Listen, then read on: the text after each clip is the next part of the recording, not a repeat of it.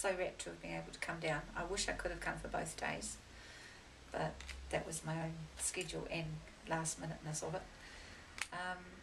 But I've heard the guest speakers, the one about emotional validation for children and that sort of thing, and that was just so, I just got so much out of that.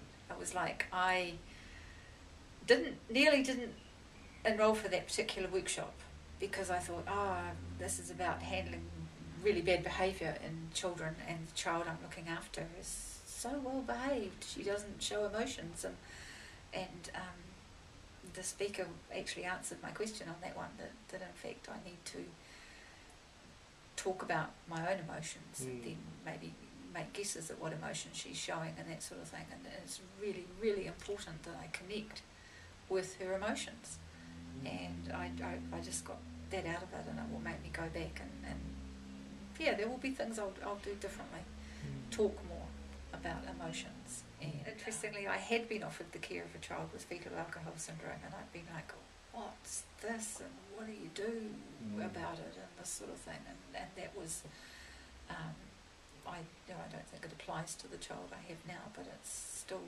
valuable learning stuff that I may need to revisit in the future, as most foster care, or not, many, as we learned today, many of the kids in foster care have fetal alcohol syndrome or some level of it. And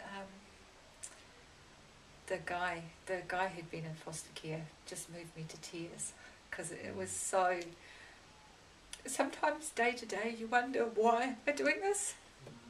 But to see someone come out the other side successful is just so moving. Yeah, it just, and it wasn't the stuff we're learning how to do now. And we're learning it in places like this. I haven't had any other opportunity, except one brainwaves presentation, to learn about what's different about caring for a child in foster care. All I've learnt is raising one child. So I think we need more chances to learn about what the differences are and how we can change our parenting and improve our parenting for these kids. And that's what I've got today. And as for the Brainwaves Trust guy, he was so dynamic. He was just amazing. And once again, when I did the Brainwaves presentation, I actually they said, the brain damage is permanent, that's done in the first 3 years. But he gave me much more hope, because he was talking to us as foster people, that yes, you can reprogram the brain. You can, once you know about reaching the bottom level of the brain, you can redress the balance and actually get the top cortex, functioning in a way that it can't otherwise. And I can apply that day to day too. I absolutely can. So I'm just really, really grateful to be here. You actually asked me, can I give you an example of how it will apply to the child in my care? Well, I think that I'm aware now I need to persist more with the touching, because she doesn't like being touched, and I am working on it. I brush her hair for her, and I touch her gently on the shoulder when I'm passing and that sort of thing. But sometimes I feel like, maybe she doesn't. The other day she said to me, I don't like being touched. And I thought, maybe I should back off. But what I learnt from the Brainwaves guy today is that no, I shouldn't.